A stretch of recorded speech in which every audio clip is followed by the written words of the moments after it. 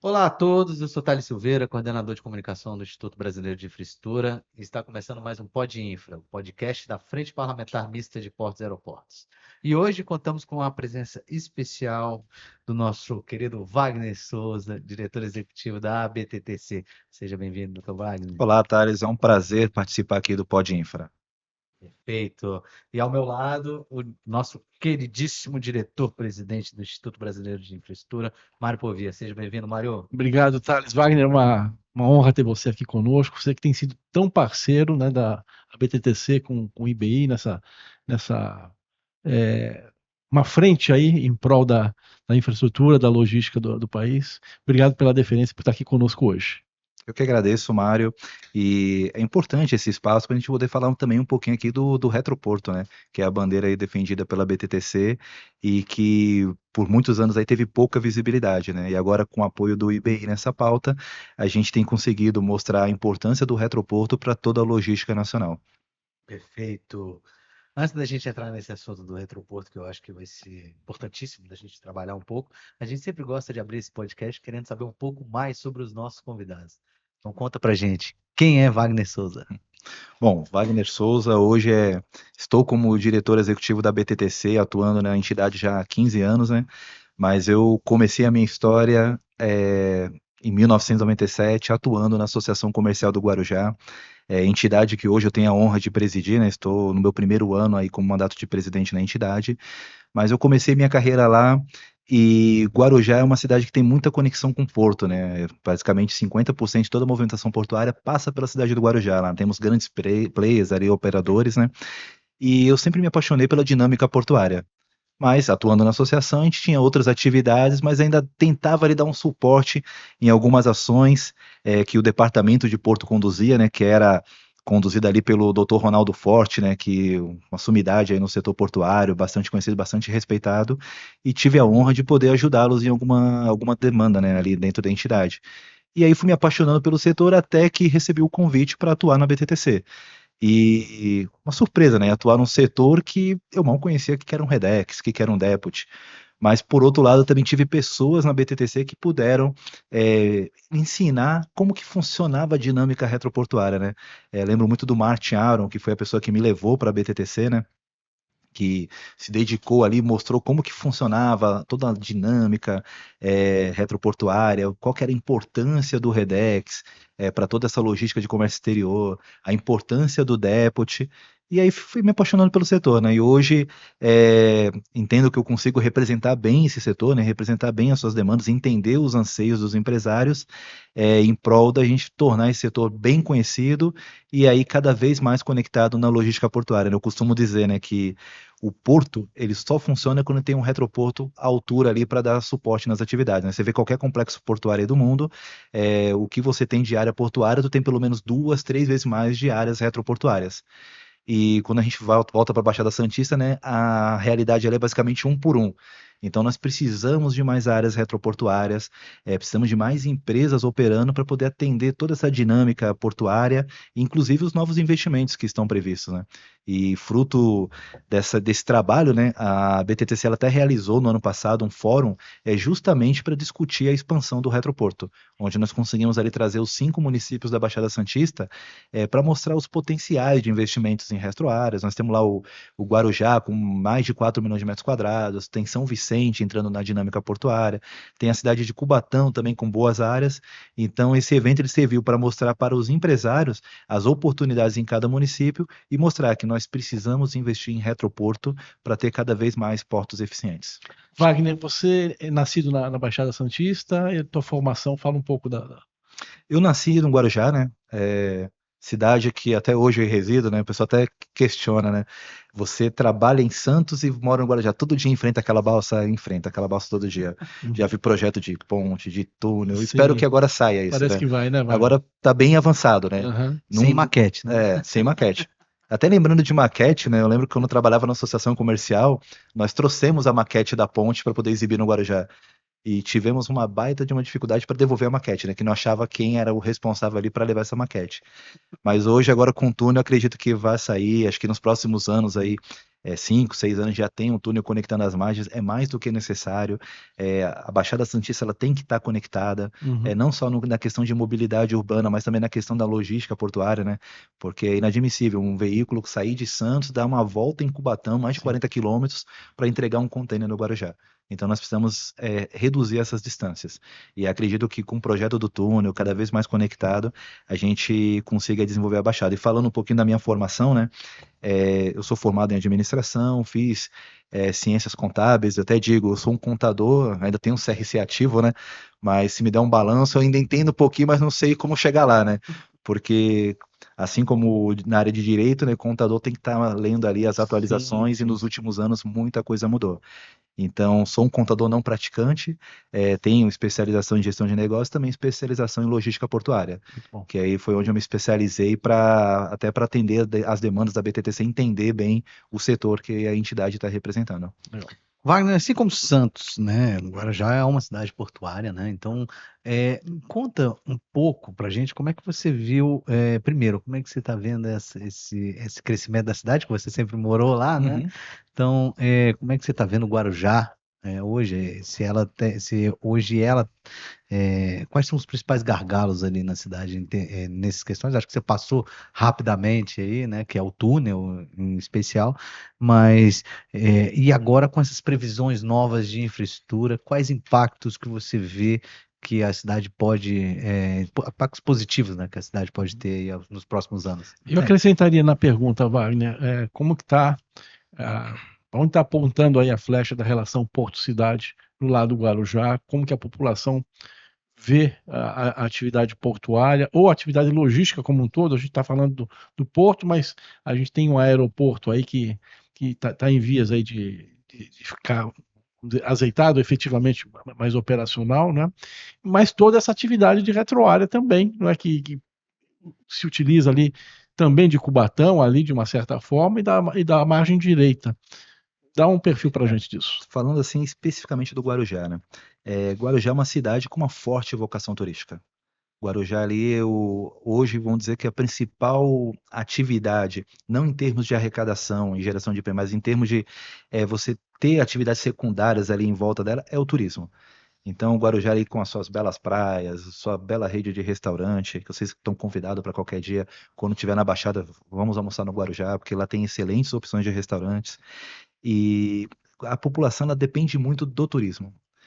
Só que a população e muitos empresários, eles viam a atividade portuária como um fator que atrapalhava a questão de turismo. Eu lembro que quando eu entrei na associação comercial, eu ouvi muito aqueles containers feios que ficam na marginal da Pessaguera.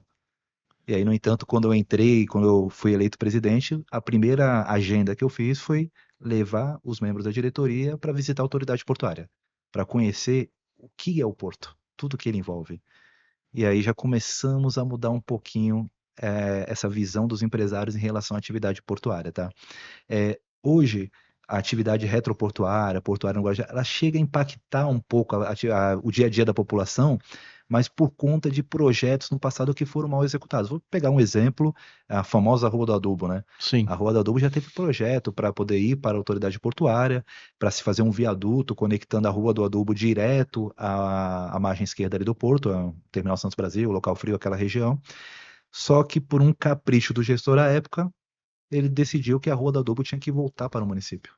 Só que como você pega uma via que sempre foi utilizada para atividade portuária, uma via que você tem ali serviços acessórios, borracharia, manutenção de caminhões, como tu devolve isso para o município? Não tem, não dá para se imaginar hoje a Rua do Adubo tendo novamente moradias e a população ocupando aquela região. Mas o gestor da época decidiu fazer isso. E aí fizeram um viaduto que conecta, vamos dizer assim, ele só serve para passar a linha do trem, né? Porque ele conecta a margem esquerda perimetral, mas não liga até a Rododubo. Você ainda tem ali um semafórico que acaba atravancando a vida da população. A população que mora em Cinti Carvalho ele tem uma dificuldade de se locomover em direção ao centro e vice-versa por conta desse semafórico. Então, o que acontece hoje no Guarujá? nós precisamos ter planejamento e projetos pensando a longo prazo. Não temos que pensar só numa gestão. Uma gestão de 4, 8 anos passa rápido. Política de Estado É uma mesmo. política de Estado. E nós temos ali o gargalo das empresas retroportuárias, que hoje representa um conflito significativo com veículos indo até a região de moradias para poder fazer o retorno e voltar à pista, algo que com um projeto bem elaborado pode ser equacionado. A própria expansão da atividade na retroárea também pode ser explorada e desenvolvida de uma forma bem ordenada. A questão dos viários, né, o binário conectando porto e retroporto, que também deve avançar. Inclusive, algumas coisas ali já estão previstas no projeto do túnel.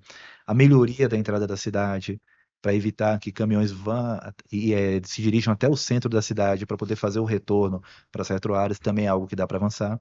E aí, pegando essas pautas, na Associação Comercial do Guarujá, nós tivemos umas 2 reuniões já com o secretário Rafael Benini, e onde nós apresentamos um projeto de melhoria da entrada da cidade, de melhor conexão do retroporto, de melhoria da rodoadubo. E esses projetos foram bem aceitos pelo secretário. Inclusive, a gente está avançando em alguns deles na contratação de projeto básico, né? Uhum. E também estudo de tráfego, para que o Estado possa encampar isso e levar até, de repente, a concessionária para executar essa obra, que é seguindo o mesmo modelo do que a BTTC fez na região da Lemoa. Uhum. Na Lemoa, nós sempre tivemos a demanda de que a Lemoa só tem uma saída. Aí reunimos as empresas, conversamos com a Artesp, com a Ecovias, com a Prefeitura Municipal e desenhamos ali um viaduto no fundo da Lemoa para fazer a saída da Lemoa. Pelo menos uma situação de emergência, igual aconteceu na época lá com a Ultracargo, né? Uhum. Você não fica ilhado no bairro. Então isso avançou bem. O Estado já passou para a Ecovias fazer o executivo, que já foi elaborado, já está hoje de volta no Estado, aguardando para a assinatura do convênio para que a Ecovias possa fazer a obra. Uma obra de mais ou menos aí 1 ano e meio, 2 anos, algo em torno de 200 milhões de investimento, mas que vai solucionar o problema da Lemoa. Hoje a Lemoa só tem uma saída, ela passará a ter 2 saídas. Então, pensando nisso, no Guarujá a gente tem um grupo forte lá, o Movimento Guarujá 2034, que reúne as principais lideranças ali empresariais, justamente ajudando o Executivo Municipal a planejar a cidade para os próximos anos, né? A gente fala 2034 porque é justamente o ano que o Guarujá comemorará o seu primeiro centenário.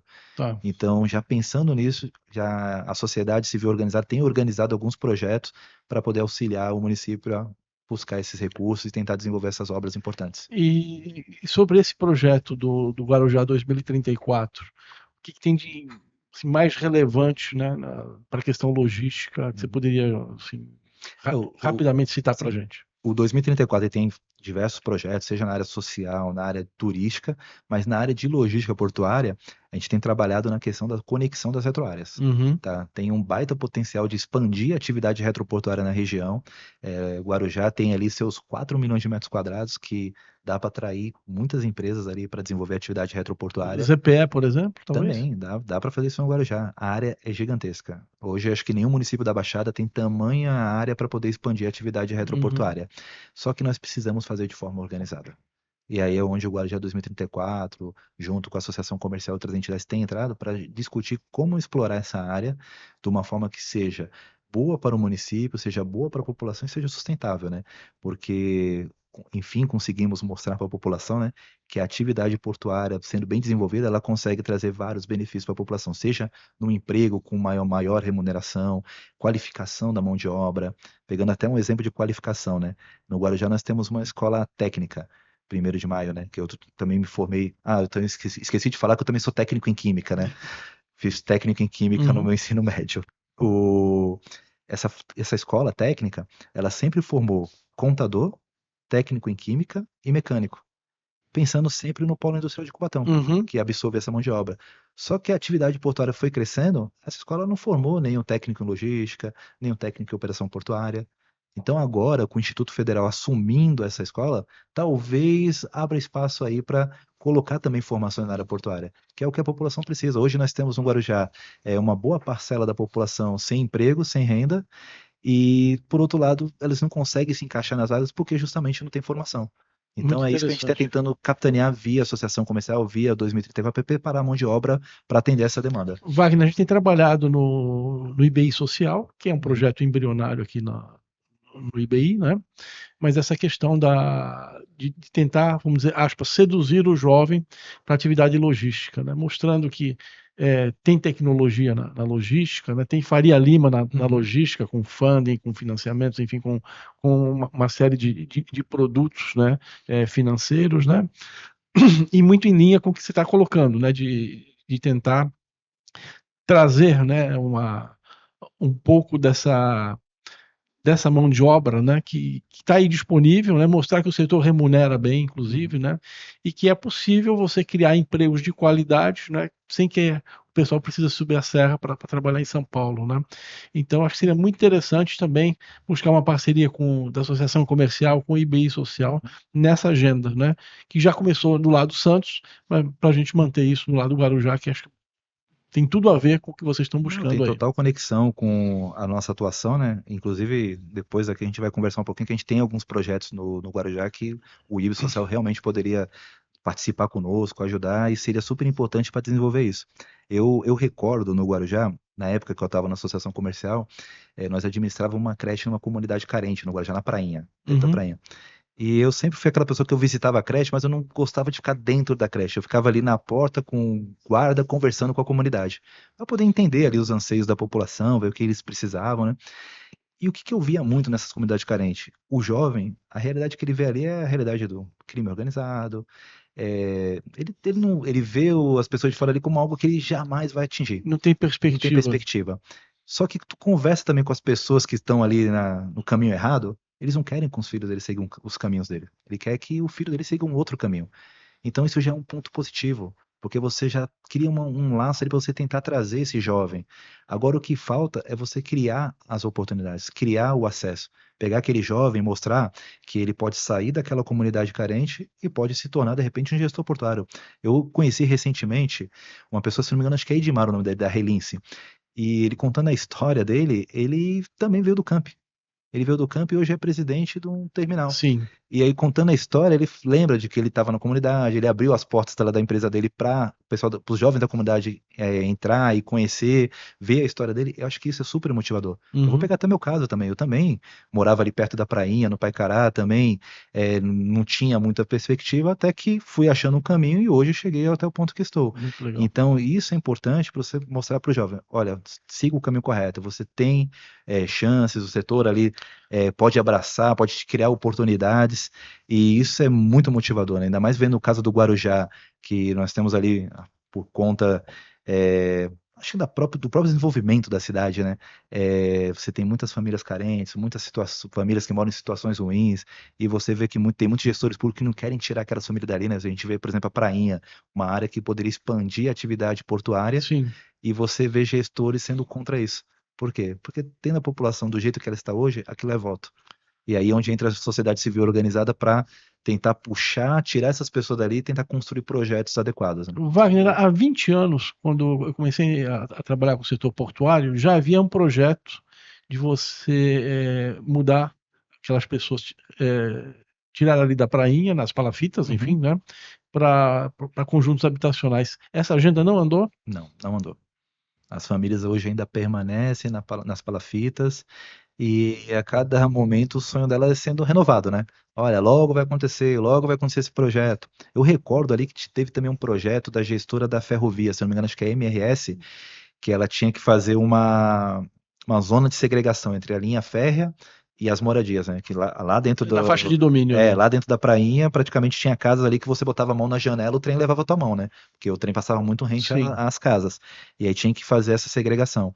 Esse projeto demorou muito para avançar. Isso porque era recurso da concessionária, que é colocar lá para construir as moradias, fazer toda a mudança dessas famílias, demorou muito para Não é um avançar. processo fácil, né? Não é, porque acho que no Guarujá, quando entra o lado político, isso atrapalha muito, entendeu?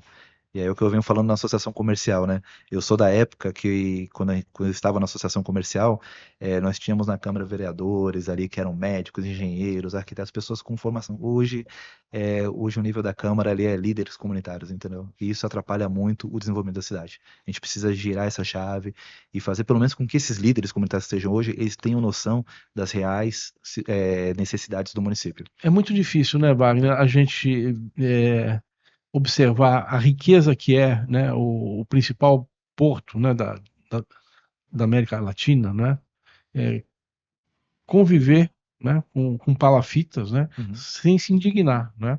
Acho que a gente não pode achar isso uma coisa Não. normal, né? E conte conosco, acho que para a gente trabalhar nisso, acho que é uma coisa importante, né? E a gente entende a dificuldade, não é fácil, né? Você remover famílias enfim, criar essa estrutura, tem toda uma questão cultural, né? E também não é colocar em qualquer lugar, né? Você tem que colocar num lugar que tenha infraestrutura, que tenha saneamento, Uhum. tenha tudo, mas eu acho que isso é factível, né? E acho que talvez seja um pouco de dever que a gente tem Sim. para com o setor, né? De atuar um pouco nisso daí, né? Eu acho assim, não tem contraste maior do que você embarcar no navio de cruzeiro ali no Concás, um luxo do navio de cruzeiro, e aí você olha do outro lado, você vê famílias ali na palafita. Isso Acho que a desafia gente tinha que muito, né? trabalhar juntos aí para Sem mudar essa dúvida, realidade. É sem um dúvida. desafio, mas não é impossível. Acho que com união de esforços aí, e a gente queria que tem muita gente boa querendo que essa realidade mude. Acho que se a gente se unir, a gente consegue tirar essa família de lá e criar uma condição mais adequada para essas famílias, para a população da cidade. Muito bom. Sem dúvida.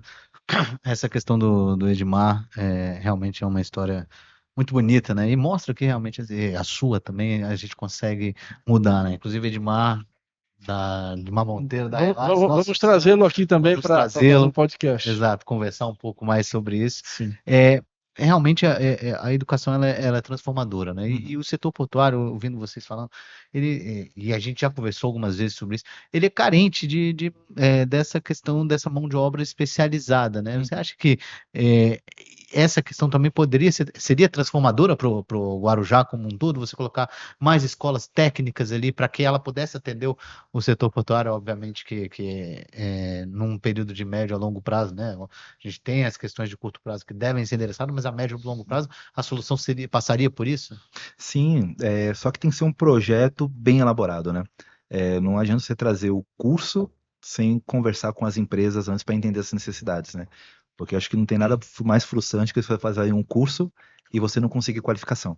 Então você precisa entender as necessidades das empresas para você fazer cursos ali adequados ao que elas precisam e aí depois você sensibilizar ali a população para participar desse treinamento. Vou pegar um exemplo até recente, né? Eu recebi outro dia uma ligação de um associado bravo porque o outro associado estava tirando mão de obra dele. E que ele entendia que a BTC tinha que fazer algo para que um associado não tirasse mão de obra do outro. Eu falei, olha, eu acho que esse não é o caminho. O caminho é você criar formação. Você buscar as instituições para dar esse curso de formação, de repente criar um pool aí de empresa até, porque operador de empilhadeira precisa de fazer a parte prática, né? Criar um pool de empresa para poder fazer a parte prática cada semana numa empresa, e a gente consegue avançar nisso. Então, hoje tem muita carência de operador de empilhadeira, operador de gate, e não é só a carência da mão de obra, é carência de pessoas que estejam realmente imbuídos ali daquele trabalho, né? Pessoas que realmente sejam comprometidas. Hoje a gente tem pessoas que querem um emprego, Não quer o trabalho. mas não quer o trabalho, não quer ajudar a construir. Eu tenho um amigo que tem uma empresa de TI que ele fala dessa dificuldade. Ele fala, Wagner, eu pago bons salários, mas o jovem entra aqui e na primeira pressão ele vai embora. Na primeira pressão ele fala que vai fazer home office, que não quer mais vir para o escritório.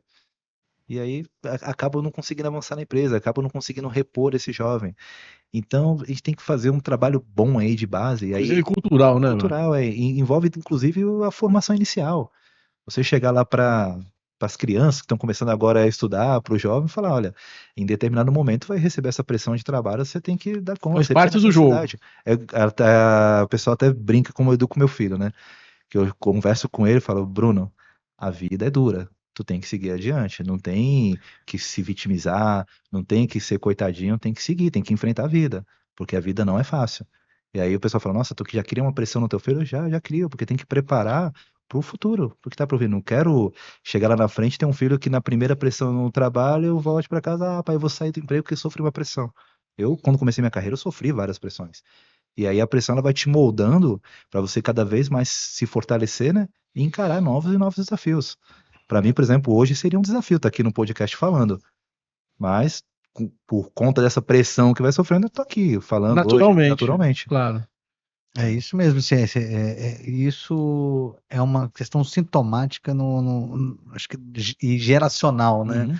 Realmente, os pais, eu me solidarizo com essa questão, né? Eu tenho um filho na mesma idade do seu, e que você vê que ali o meio que ele está é um meio de tentar a todo momento proteger a criança. Não, ela tem que estar a todo momento vivendo a vida, Isso é algo né? meio latino, né? Da cultura latina. Exato. Isso, né? E a pressão ela ocorre, ela tem que ocorrer e essa geração muitas vezes eu entendo que ela não tá assim, entendendo que isso faz parte do jogo da vida, né? Que é você dentro da pressão e também tem o prazer de vencer a pressão. Aquele momento difícil, aquele momento que você não vê uma saída e você consegue, depois de um bom tempo, achar e passar aquele momento. Isso também É um pouco de aprendizado, né? E é gostoso. Isso também faz parte da vida. Assim, poxa, eu passei esse momento difícil, eu tenho uma história de vida, né? Eu tenho um aprendizado aqui, vou poder contar para os outros, vou poder crescer e viver a vida como ela é. Me conta um pouco sobre, voltando às obras, sobre o aeroporto do Guarujá. Como é que você está vendo isso é uma obra que eu acho que é importante pro setor, né? Tá ali E a atividade conversa sociedade. muito com terminais em Retrolha? Olha, o aeroporto do Guarujá é um sonho antigo já, né? Eu morei ali em Vicente Carvalho, eu lembro que a cada momento, vai sair o aeroporto, vai sair o aeroporto. E até lembro que, até recentemente, eu tinha muita dificuldade de enxergar essa demanda, né? Mas aí conversando com algumas pessoas, realmente, tem empresas que têm interesse em explorar a atividade aeroportuária no município. Tem sim uma certa conexão com a atividade portuária, mas eu vejo uma maior conexão com a atividade de cruzeiros.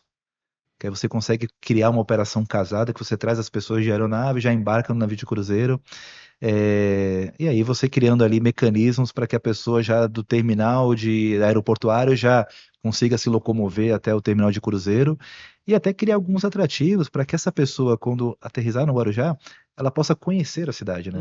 Eu falo muito no Guarujá, né? Outro dia eu bateu uma vontade de remar, pegar uma canoa e remar, né? Eu falei, poxa, eu vou para Santos. Não sabia que no Guarujá tinha. Por quê? No Guarujá a gente falha, às vezes, na divulgação dos atrativos. Porque qual que é o atrativo do Guarujá? Quem vai para o Guarujá vai para conhecer as praias. Choveu, o que que eu faço? O tempo não tá bacana, o que eu faço? Puxa, curti a praia, o que que eu faço agora? Então ainda falta essa maturidade de você divulgar os negócios da cidade, divulgar as atividades. Quando vou para o interior, eu costumo muito visitar aqueles sites. Visite Pomerode, por exemplo. Tá lá, tudo que eu posso fazer. Visite Monte Verde, tá lá, todas as atividades. No Guarujá não tem isso ainda, tá? A gente está tentando, junto com a associação comercial lá e o Convênio Uberô, tentar organizar isso. Mas voltando ao aeroporto, existe muito potencial de o aeroporto também ele ajudar a desenvolver o turismo da cidade. E aí, uma pauta também que eu vi recentemente e que acredito que deva avançar, a questão da legalização dos jogos. Guarujá é um município que ele tem total potencial para poder atrair cassinos, atrair essa estrutura. E aí, quando você atrai um cassino, né, tem várias atividades secundárias que podem girar em torno disso, né? E aí a gente fala, né, você é a favor da legalização dos jogos? Poxa, hoje você assiste um campeonato brasileiro lá, um futebol. Antigamente apareciam as propagandas lá de empresas, né? Hoje é só bet. É verdade. Então já está em tudo que é lugar, então você ter uma atividade Você regulamentada, aposta na quantidade lateral. Peraí. Isso é um pouco hipócrita, né? Então você organizar uma atividade, acho que teria total aderência ali no município do Guarujá. E aí você criaria mais um motivador ali para poder alavancar o turismo da cidade. E aí é onde que o aeroporto ele teria um baita de um potencial de ajudar nisso, né? A gente acredita muito, eu acho que pelo que eu conversei recentemente lá com a secretária da pasta, acho que algo previsto aí em torno do final do ano já está pelo menos aterrissando aí o primeiro avião na cidade, né? Wagner, como é que você está vendo as grandes obras da Baixada Santista, né? A gente já falou do Guarujá, já falamos do túnel, né? Mas nós temos aí um mega terminal de contêineres, né? Para ser licitado. Nós temos a transferência do terminal de passageiros, nós temos o viaduto da Lemoa, que você já citou aqui, nós temos as obras da FIPS, né? Da Ferrovia Interna do Porto de Santos. Por exemplo, duas grandes campanhas de dragagem no porto, né? Uma de aprofundamento, né? Uma para para 16 e outra para 17 metros.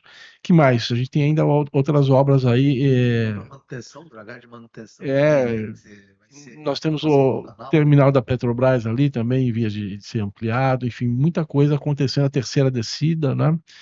Como é que isso impacta aí a tua atividade? Como é que vocês estão enxergando, num primeiro momento, essas obras em concomitância e depois o que tudo isso entrega para a logística local? Olha, falando um pouquinho do arrendamento STS-10, né? Tem o novo terminal de contêineres. Hoje, esse terminal ele é super necessário para o porto, né?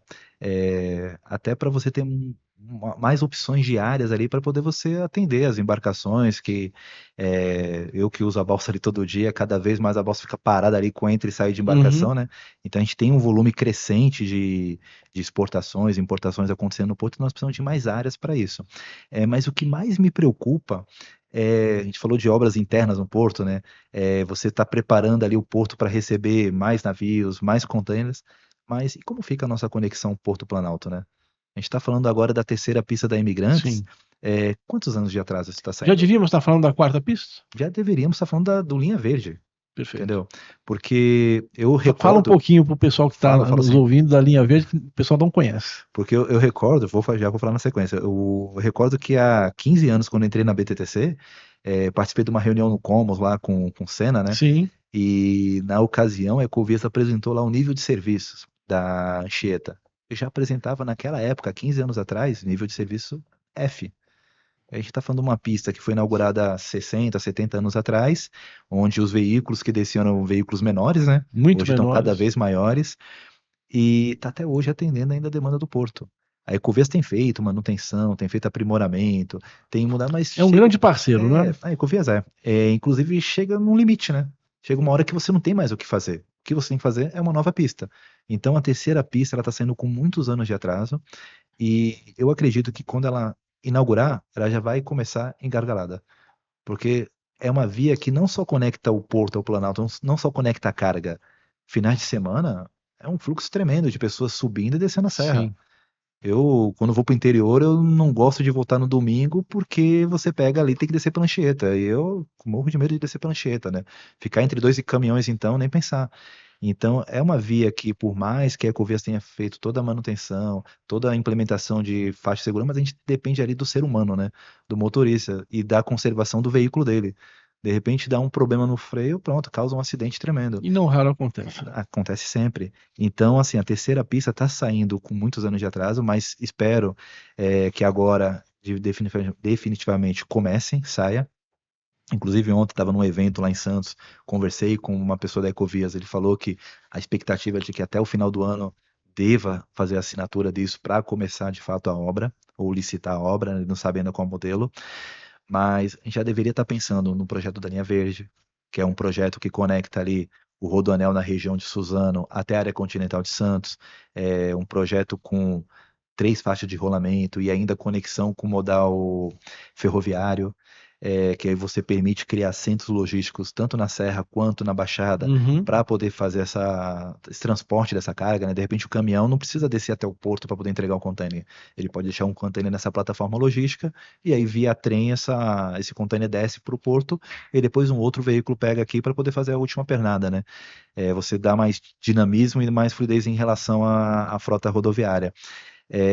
Esse projeto deveria já estar sendo pelo menos estudado por alguém, ou o governo estadual ou o governo federal.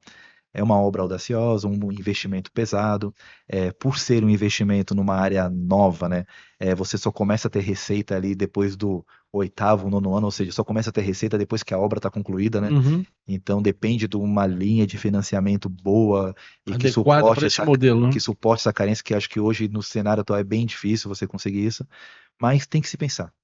Entendeu? Tem que se pensar numa forma de conectar, de criar novas conexões, porque vindo o STS-10, e aí agora tem a questão da reforma tributária, muitas cargas que vinham por Espírito Santo, Santa Catarina, a tendência é voltar a vir pelo Porto de Santos, Sim. porque o polo consumidor está aqui, né? É a Interlândia do Porto de Santos que consome esses produtos. Então essa carga que hoje que vai para Santa Catarina, de repente ela volte a vir para Tem Santos. Espírito Santo também, tem alguma Também. coisa por lá. E aí como essa carga sai do porto, vai pegar Anchieta ali, a Imigrantes na subida está também cada dia mais congestionada. Então nós estamos sempre correndo atrás para solucionar os gargalos. A gente nunca pensa adiante, a gente tem que ter um pouquinho do pensamento do chinês, né? Faz a infraestrutura e depois vê se a demanda chega.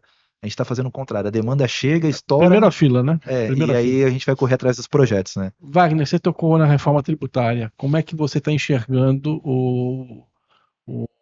a carga tributária, particularmente no setor da atuação de vocês? Você acha que vai ter essa neutralidade, vai onerar um pouco mais? Qual que é a tua expectativa? Olha, vendo um pouquinho os terminais retroportuários, tá? É, nas leis anteriores, tinha algum lapso ali que não criava benefícios para terminais retroportuários. Por exemplo, você pagava PIS e CONFINS sobre faturamento,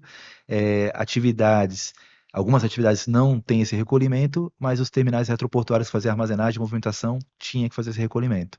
Agora, com a reforma tributária, ficou bem claro isso, que toda atividade ligada à exportação tem essa desoneração. Então, isso também ajuda bastante a empresa.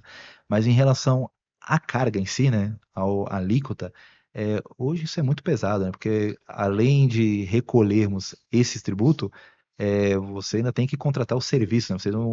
Você recolhe o tributo e você vai lá e contrata um plano de saúde, você contrata segurança, você contrata infraestrutura, porque você não tem o retorno desse tributo, né? Então ainda é uma carga pesada para o cenário atual do Brasil, tá? Mas acredito que, de repente, com uma maior facilitação, a gente consiga reduzir os impactos que essa carga tributária traga, né? E para o setor de logística em si, na BTC, a gente fez um evento do ano passado, justamente para discutir os impactos que essa mudança ele vai trazer ao setor. Ainda tem muita, muita coisa ali que os empresários estão assimilando, procurando se adaptar, se organizar, né? Que agora a arrecadação de tributo praticamente no momento que para serviço já arrecada, né? Você já tem uma maior transparência. Uhum. Isso é bom, por um lado, tá? Porque você aumenta a base de arrecadação, aumenta a quantidade de empresas arrecadando, e isso permite que, num determinado momento, você consiga reduzir a alíquota, né? Porque você reduz um pouco a sonegação. Então, a expectativa é desafiadora, né? A gente tem bastante desafios aí pela frente, mas se tudo acontecer da forma correta, como tem que ser feito, a tendência é que a gente tenha no futuro aí uma carga tributária um pouco menor. Nós tivemos recentemente a alteração da poligonal do Porto de Santos, né? Voltou à tona aí a questão do Porto de Peruíbe, pelo menos a mídia começou a falar novamente do Porto de Peruíbe, né? E nós temos também uma licitação grande no Porto de São Sebastião, muito embora ela tenha ficado sobrestada nos últimos tempos. Como é que você está enxergando essa dinâmica toda aí? Você acha que isso não vinga? Você está de olho nisso? Isso impacta positivamente o setor? O que você vê isso? Hoje a atividade retroportuária ela está se expandindo além ali de Santos, Guarujá e Cubatão, né? A gente vê terminais retroportuários se instalando em São Vicente, a gente vê terminais retroportuários indo para Praia Grande. Já tem isso, Já tem. esse movimento já começou. Já tem. Hoje nós temos terminal de contêiner vazios ali instalado em Praia Grande. Tá. De Praia Grande para Peruíbe é um pulo, né? Então, se tiver um terminal portuário, claro que a questão do licenciamento ambiental é um desafio enorme a ser superado, né? Eu já ouvi no passado. Não sei se de repente consiga avançar nisso. Mas criar um outro complexo portuário ao lado ali do Porto Santos também não sei se teria atrativo empresas que operem ali, né? Porque quem manda na logística portuária é o armador. O armador que atraca em Santos vai atracar em Peruíbe também? Não faz sentido, né? A gente já estava falando ontem no evento que a gente participou da Codesp lá para fazer um planejamento da atividade portuária e já pensando em integração de sistemas, né? Quem sabe um dia chegar no Port Community System, né? Uhum. A gente está falando justamente isso, né? O algodão que é produzido na Bahia, ele viaja até o Porto de Santos para ser embarcado aqui. Mas tem porto na Bahia, mas não tem linha. Então, a carga dificilmente ela vai sair do Porto de Santos, porque aqui é praticamente um hub, né? Sim. Todos os armadores passam aqui, as É um principais linhas fenômeno, passam aqui. né? É um fenômeno. Então, dificilmente surgem projetos, a gente já ouviu falar de projeto também em Praia Grande, em outras regiões, mas acho que na hora que você for montar ali o plano de negócio, for ver se tem equilíbrio ou não, aquilo ali não para em pé, né? Então a tendência acho que a gente tem que se concentrar em criar a logística adequada para poder atender ali o Porto de Santos, seja com mais ferrovias, seja com mais rodovias, melhorar a chegada dessa carga no porto. A gente está falando do viaduto da Lemoa, né? Hoje, a única entrada na margem direita do porto, né, ali no município de Santos, é aquele viaduto Paulo Benevides, né, que tem ali duas faixas de rolamento, já é meio que ultrapassado. Claro. Acontece, um caminhão vira ali, acabou. Você para o maior porto do Brasil. O acidente da Ultracargo parou o porto ali por 9 dias. O que que nós aprendemos com o acidente da Ultracargo? Tá? Não fizemos nada. A gente não fez ali um novo acesso, está discutindo lá se é a FIP, se é a Ecovias que vai fazer o novo acesso do Porto, que fica muito conectado à questão do STS-10, o viaduto do Fundo da Lemoa, a BTTC doou esse projeto já faz 3 anos. Agora que o negócio está caminhando e com muita pressão ali da BTTC, e o Bruno também, o Orlando, tem ajudado muito a fazer essa pressão. Uhum. Então, assim, as coisas demoram para avançar. A gente deveria ter aprendido com aquele incidente que as coisas têm que ser mais rápidas. Entendeu? O Nós não tempo do podemos parar. setor público é diferente do É, tempo do setor privado, né, Ah, Wagner? sem dúvida. Ah, inclusive, esse acidente da Ultracargo, é, em outro momento, o Mário até conversou, você participou de um painel que falaram sobre isso lá na Intermodal, aqui em São Paulo, né, no caso. Realmente, a gente não aprendeu, né? A A gente gente não esquece rápido, na verdade, né? A própria esqueceu. pandemia, né? Essa questão da geopolítica, né? De produção de insumos estratégicos, né? A gente já esqueceu, né? Agora tem que voltar a essa questão do preço do petróleo para a gente voltar a pensar em refinaria, a questão de fertilizantes, não é? E também, se acabar a guerra, a gente acaba esquecendo, engaveta de novo isso, né? É uma pena. Infelizmente. Agora, não esqueci de fazer a pergunta para você explicar para os nossos ouvintes, primeiro, o que é uma retroárea, a gente já está há um bom tempo aqui falando, e segundo, qual a importância dela para um porto e, por fim, os principais gargalos que hoje existem para esse setor. Bom, primeiramente, assim, a retroárea é o pulmão do porto. É ali onde você consegue organizar as atividades. Vamos pegar, por exemplo, a área de exportação. Você tem na retroáreas ali Redex. O que que o Redex faz? Ele recebe a carga, recebe ali a carreta transportando algodão, por exemplo, acondiciona essa mercadoria em container, um container que ela retirou no terminal de container vazios, né? Acondiciona essa mercadoria no container, faz todo o trabalho de conferência, a parte aduaneira, desembaraça essa carga e a carga fica pronta para chegar no porto. E aí, quando ela chega no porto, basicamente ela está pronta ali para já ser embarcada no navio. Você tira essa atividade de estufagem e de desembaraço aduaneiro de dentro do porto. Você deixa o porto ali mais para fazer a atividade fim dele, que é, na minha concepção, a atividade fim do porto é mudança de modal. Você tira do modal rodoviário, do modal ferroviário e coloca no modal aquaviário. Ponto. Porto não deve armazenar carga. A carga tem que ser armazenada fora do porto. Você tem também ali os recintos alfandegados, que já trabalha também, além de trabalhar com carga de exportação, também trabalha com outro nicho, que é a carga de importação, né? Ou seja, recebe a carga do navio, faz toda a desunitização, deixa essa carga pronta para o importador vir buscar no determinado momento, ou faz ali a organização dos lotes para poder ser entregue direto na indústria, tá? E também tem uma atividade super importante que poucos veem como importante essa atividade, que é a questão do terminal de contêiner vazios. Você tem ali o depot, que aí muitos olham como se fosse só um pátio de armazenamento de container, mas ali é onde você prepara o container para exportação, e aí quando a gente fala de preparar o container, existem diversos padrões de container, né? Nós temos aí, por exemplo, carga alimento. Existe um container preparado para alimento. Café, existe um tipo de container específico para atender o café, e por aí vai. Então, é no depot que Patrões você faz internacionais, padrões né? internacionais. No depot você faz toda essa preparação do container, a manutenção quando é necessário, e no fluxo inverso é onde você termina a atividade de importação. Quando você desce um container do navio e desunitiza ele, deixa ele livre, você vai entregar no depot para que esse container seja de novo preparado para atender um outro ciclo, aí no caso de exportação. Então, são essas atividades que acontecem na retroárea. Que não é uma atividade menor, né? Não, não é uma atividade menor. Hoje, se você tiver um porto sem retroárea, o porto não funciona adequadamente, colapsa. Aí o que nós precisamos trabalhar para que isso aconteça, né? eu entendo que a retroárea ela tem que ter o mesmo grau de eficiência da área primária, da área portuária. E aí você vê, por exemplo, hoje você desembarca ali, faz 100 movimentos por hora no navio. Você solta 100 caminhões por hora no terminal portuário. Se chegar a 100 caminhões por hora no depot, atravanca o depot. Por quê? No depot ainda existem terminais com equipamentos que são ultrapassados. E aí a necessidade de você trabalhar para inserir tanto o depot quanto o Redex no reporto, para que eles possam adquirir equipamentos mais modernos, equipamentos mais eficientes, equipamentos menos poluentes também, que é a pegada atual, né? Você tem equipamentos hoje aí que emitem um número altíssimo de particulados, em compensação, equipamento novo reduz isso aí em 90, 98%. Wagner, Tem explica para a gente o que é o reporto. O reporto é um benefício fiscal que permite que terminais portuários e alguns outros entes mais, tá? Eles possam investir em aprimorar a sua infraestrutura, adquirindo equipamentos com isenção de alguns tributos. É um incentivo Isenção ou fiscal, suspensão. É um portanto. incentivo fiscal na prática ali.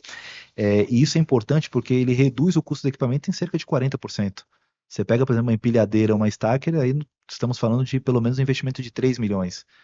Você colocar o tributo, isso aí vai para quase 5 milhões, entendeu? Então você reduziria isso e permitiria com que as empresas adquirissem mais equipamentos. E aí mais equipamentos é mais eficiência, é mais empregos gerados, é menos poluição.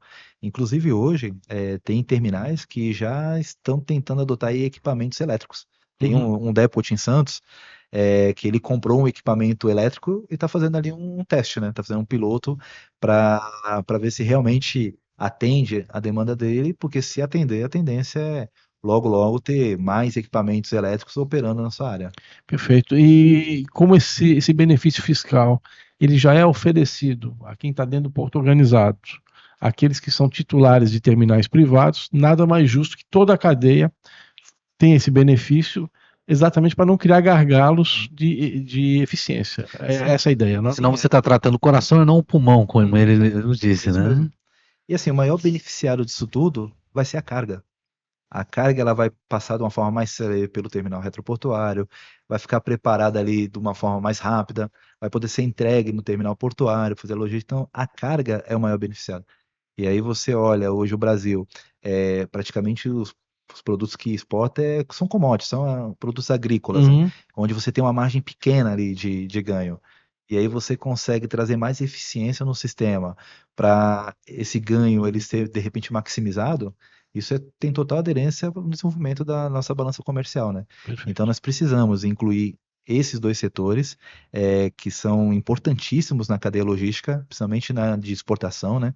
E no depot, tanto importação quanto Sim. exportação, para que esses setores sejam eficientes e no final os nossos produtos consigam chegar com preços mais competitivos no mercado internacional. Eu entendo que a gente tem que parar de ficar vendo em especial essa questão dos incentivos para áreas como essas, como somente é, o governo parar de ficar olhando só que vai parar de arrecadar, né? Existem toda uma cadeia de benefícios que você traz, né? Você vai trazer eficiência, como você mesmo falou.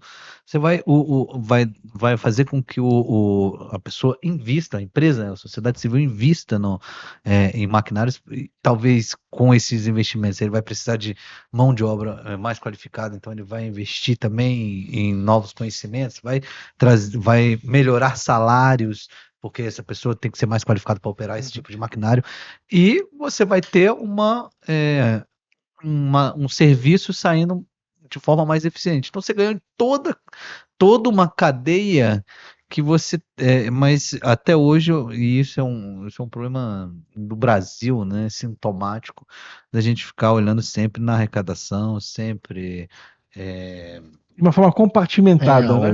sempre, E não holística, né? exato, Mas eu queria pegar carona nisso que você falou da questão da mão de obra e perguntar para você, Wagner, como que você vê essa proposta ainda dentro de um projeto de lei, né, de você qualificar essa mão de obra pelo sistema S e não mais pela Marinha, e se você enxerga que os terminais em retroárea serão aí beneficiados também por essa capacitação?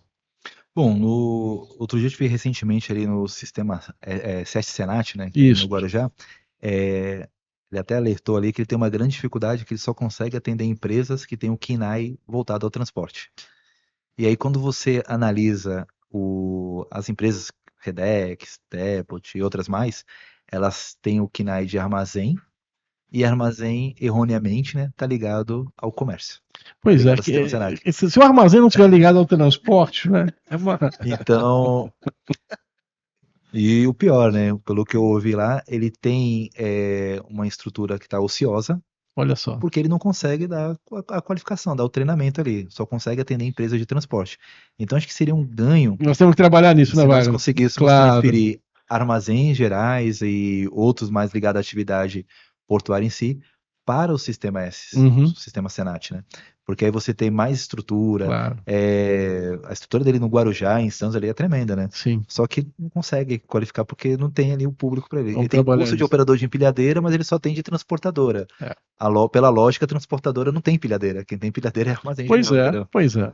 Pode, né? Então Mas tem- a tua expectativa é boa para essa mudança? Sim, boa. Acho que quanto mais qualificação, mais treinamento tiver, acho que atende muito bem o setor. A gente só precisa direcionar para os pontos corretos, né? Para quem precisa, né? Para quem Claro. precisa e para o objetivo correto, né? Atender ali a mão de obra que as empresas têm necessidade. Só pegando um ganchinho aqui, voltando um pouquinho do reporto, né? Nós fizemos um levantamento recentemente na BTTC, até para contrapor essa questão do benefício fiscal, né? Do governo arrecadar menos por conta de inserir essas empresas. Primeiro que boa parte dessas empresas, elas adquirem equipamento de segunda mão. São poucas as empresas que adquirem equipamentos novos. Então você já reduz aí a tua base de arrecadação Uhum. bastante. Outro ponto. Quando você insere um equipamento novo numa empresa retroportuária, tu já aumenta a eficiência ali em torno de 10 a 15%. Mais eficiência, mais contêiner movimentado, mais faturamento, mais tributo, mais arrecadação. Então você já tem ali um investimento que pode te trazer Um maior círculo arrecadação. virtuoso, né? Só falando de faturamento de empresa. Cada equipamento desse tem potencial também de gerar novos empregos. A gente fez um levantamento que de 150 instalações portuárias, se cada uma adquirisse um equipamento, nós teríamos ali em torno de 4 mil empregos entre diretos e indiretos. Então, mais empregos gerados, maior arrecadação, menos pessoas dependendo aí de benefícios, Uhum. você reduziria essa margem. Então, você teria uma economia em outros pontos e você aumentaria a sua arrecadação.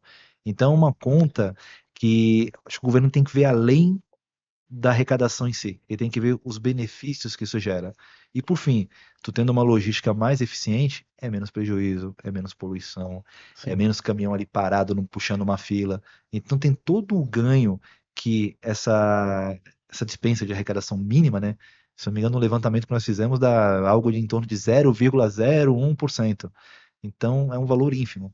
Ele poderia trazer vários benefícios para a carga, para os exportadores, para os Excelente. importadores, ou seja, para quem ajuda a desenvolver o nosso país. Muito bem. E é nessa linha de convencimento que a gente tem trabalhado e eu acredito que a gente vai lograr êxito de um jeito ou de outro, mas em algum momento a gente vai virar essa página. Ah, Sim, sem dúvida. podemos. Inclusive, conte com o IBI, com a FPPA, para a gente atacar esse problema, esse gargalo tão nocivo aí para um setor que, gostei dessa expressão, é o pulmão do porto, né? Senhores, mais de 50 minutos de podcast. Cara, você vê como o papo é bom, a gente acaba indo. Queria conversar mais com você. Acho que a gente já está devendo um segundo podcast. Pois é, já vamos deixar endereçado aí. A gente vai precisar fazer. No momento. A gente tem que trabalhar melhor o nosso tempo, né, Mário? Pois a gente tá toda hora tendo que já marcar um segundo, mas é porque quando a pessoa é uma pessoa, além de querida, inteligente, tem conhecimento Conteúdo, né? Claro, sobre o assunto, o papo sai rápido, né? Então, Wagner, eu vou deixar suas considerações finais agora, só primeiro querendo agradecer aí a deferência, você ter vindo aqui conversar com a gente. Você é uma pessoa que sempre foi solícita aqui, né, para o IBI. Eu acho que você trouxe aquele sentimento que o Mário quer que os associados sintam de pertencimento ao Instituto. Então, é um que demanda da gente, que a gente quer, e também que quando a gente conversa, você está sempre pronto a atender. Então, muito obrigado. Inclusive, saiba que você é um amigo que eu fiz no setor. Tenho muito carinho e orgulho de trabalhar junto ao seu lado. Por favor, suas considerações finais. Thales, Mário, saiba que o sentimento é recíproco. Eu tenho um grande carinho por vocês, um grande carinho pelo IB.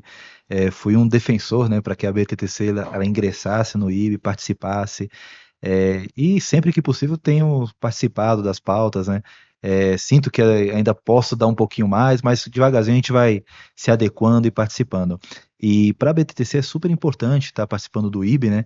Porque dá voz para nossas demandas, né? Eu costumo falar, né? Hoje, quando um parlamentar vai visitar o Porto de Santos, ele visita a autoridade portuária, entra na Fabiana, visita o canal e entra no terminal. Ou seja, conhece ali a parte bonita do porto, né? Mas não conhece como que é dentro de uma Lemoa, como que é dentro do terminal retroportador. Não que sejam feios, tá? Porque hoje os terminais Redex e Depot investiram muito e pegando até aí o exemplo do Redex tem uma estrutura similar a um terminal alfandegado. Então, só falta o scanner e a autorização para ser um alfandegado, né? Mas são estruturas que investiram, que cresceram, mas vale a pena o pessoal da frente parlamentar conhecer o que acontece no retroporto, conhecer o que é um Redex. Eu lembro que no ano passado, quando a gente está fazendo algumas pautas, passado e retrasado, né, a gente está fazendo algumas pautas junto a alguns parlamentares, quando eu falava que era um Redex, eu via ali o olho meio perdido, sem imaginar o que era. Não é à toa que nós fizemos um vídeo, né? Porque aí com o vídeo você retrata melhor a importância do setor e mostra, olha, o retroporto está aqui, ó, a 1 quilômetro do porto. Então, o eBay tem ajudado muito nessa bandeira da BTTC.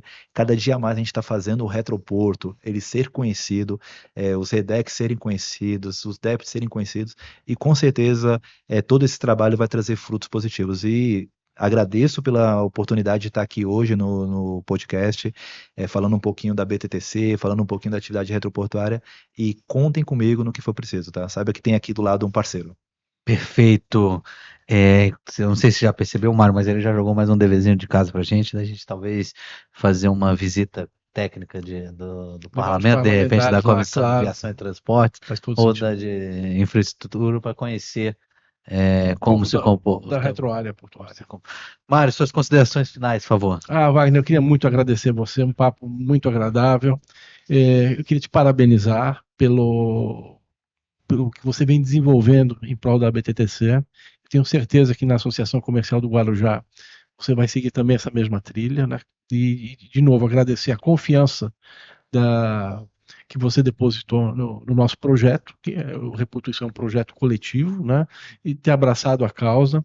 E agradecer pelo seu tempo, pela deferência de estar aqui conosco e contar com a gente. Eu acho que é realmente a gente tem muita coisa para desenvolver em conjunto, né?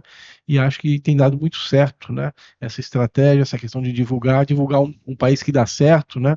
Para a gente mostrar, né? O que está por trás do porto, qual é a engrenagem toda funciona, da necessidade de ter tratamento isonômico para todo mundo e mostrar para a sociedade também, né, um pouco do que é a logística que está por trás de um produto na gôndola do supermercado, onde você está recebendo em casa um produto que vem do outro lado do mundo com tanta rapidez e eficiência. Acho que a gente vai conseguir mostrar isso para a sociedade, vai conseguir obter esse reconhecimento, e isso é aquilo que a gente fala de um círculo virtuoso, né, de mostrar a importância do setor, ter uma legislação mais adequada, ter um incentivo fiscal, ter uma remuneração mais condizente e, por que não dizer, desenvolvimento, que eu acho que é o que a gente busca é emprego de qualidade, eficiência e fazer mais com o mesmo, né? Acho que é um pouco disso, sempre em prol das pessoas, né? Por mais tecnologia que a gente tenha, são as pessoas que estão por trás disso, e acho que parabenizar você por essa trajetória, por essa pauta, e conte conosco. Muito obrigado. Obrigado, Mário. E você curta, se inscreva no canal, acompanhe nossas redes sociais, porque nós seguimos em busca de uma infraestrutura forte no país.